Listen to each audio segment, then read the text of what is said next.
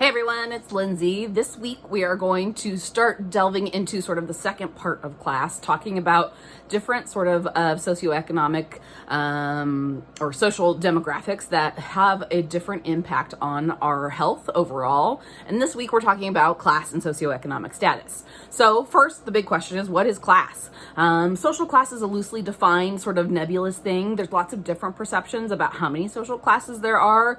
Generally, people tend to think about sort of working class, middle class, and then upper class. But there are a lot of different sort of ways to do it, and there's no one sort of a right way. A lot of it has to depend on what it is that you're talking about and how important sort of differentiations are.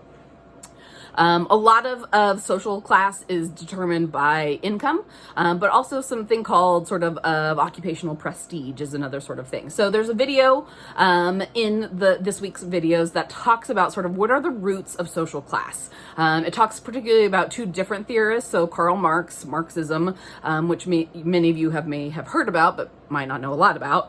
And then another newer sort of nuanced version of some of the Marxist ideas talking about the other pictures of social class that are really important. And so that starts to give you some bigger ideas of what does it mean to be of a social class. From there, in public health particularly, we tend to talk about socioeconomic status, which is a nuanced version of social class. Yes, social class is very dependent sort of on wealth and on education, but then there's also some other sort of things like generational wealth, the ability to pass on sort of things to your relatives, or the prestige of your education. Did you go to a UC or a CSU, or did you go to Harvard, or did you go to a JC? Those sort of things. Social inclusion in terms of how do you fit with people, and those things are a bit more nuanced, again, from these ideas of social class. The biggest sort of point of the week is to think about that the majority of Americans believe that they're middle class. People who are very poor often want to think that they're middle class because they want to think that they're doing better than they are. People who are on the upper class, kind of low end, don't want to recognize sort of their privilege and the idea that they're very wealthy, and so they think they're middle class. When we think about these sort of things, it's really confusing, right?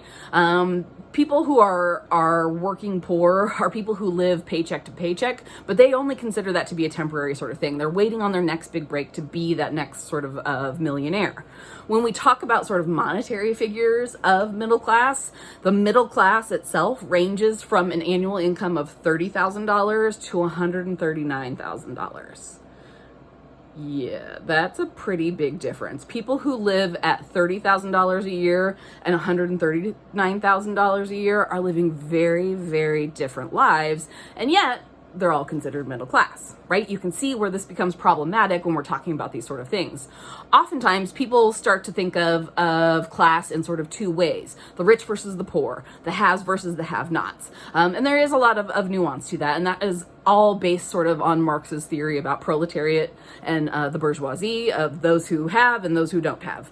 And so it is a nebulous sort of concept, but we know that the way in which socioeconomic status and class affect people has really big long-term sort of effects on lives, which leads us to our next concept, which is social mobility. Social mobility is the ability for a person to move above the station in life in which they were born.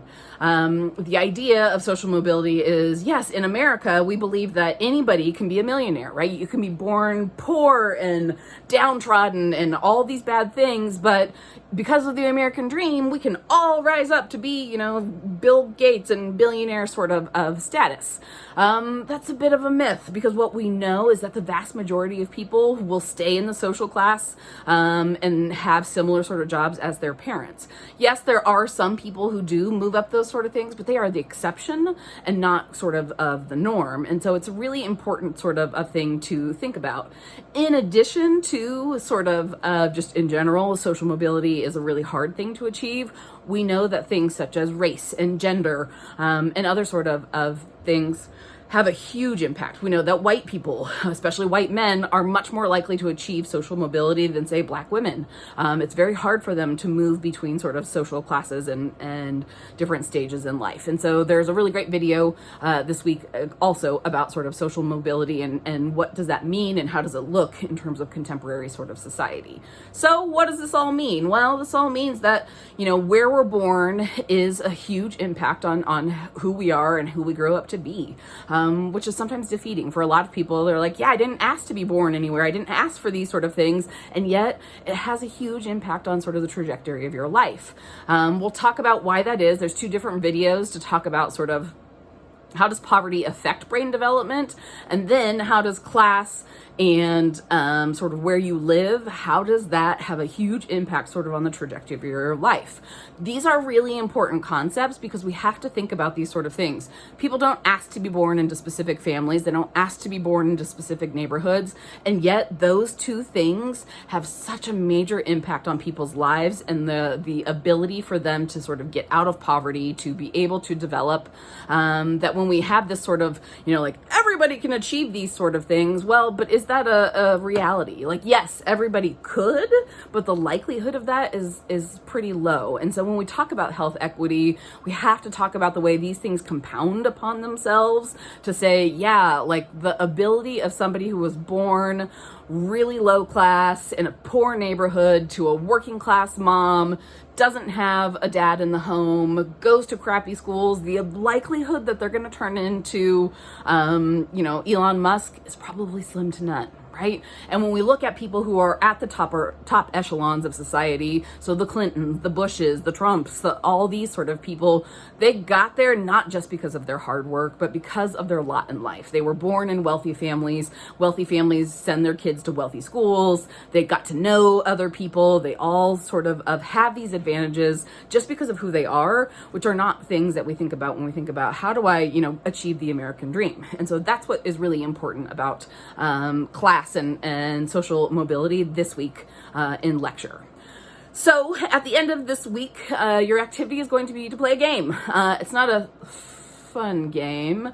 It's kind of a sad game, but it's a game called Play Spent. It is a game that puts you in the life of a poor working class sort of person.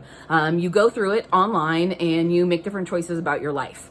Those different choices will lead to other different choices. And so you're going to go play through this to see, can you make it for a month living a sort of working class poverty level sort of life. So this week you're going to play that, you're going to record sort of what happens, and then you're going to reflect on it for this week's activity. All right, I will see you next week.